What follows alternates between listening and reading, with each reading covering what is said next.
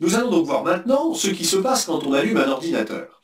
Vous appuyez donc sur le bouton Marche, va s'ouvrir automatiquement un logiciel qu'on appelle le BIOS et qui va faire en fait le tour du jardin des périphériques. Il va donc tester la mémoire RAM, le disque dur, le clavier, la souris, l'écran, et quand il a terminé tous ces tests, il va lancer un autre logiciel qu'on appelle un système d'exploitation.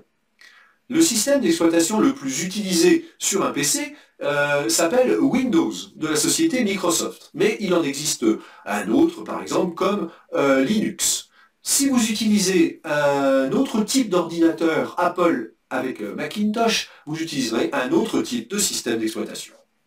Donc, le système d'exploitation Windows s'ouvre, se lance, fait lui-même un certain nombre de tests, et au bout d'un certain temps, vous affiche le bureau. Donc c'est un écran avec un certain nombre d'icônes, et en bas, vous avez la barre de tâches, le bouton démarrer, qui vous servira notamment pour accéder à vos programmes.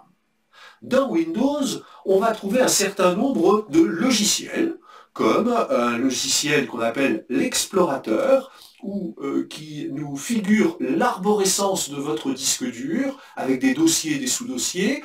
On va trouver des logiciels pour configurer les imprimantes, on va trouver des logiciels pour aller sur Internet, on va trouver des logiciels pour faire du dessin, un petit bloc-notes pour prendre quelques notes, une calculatrice, etc., etc.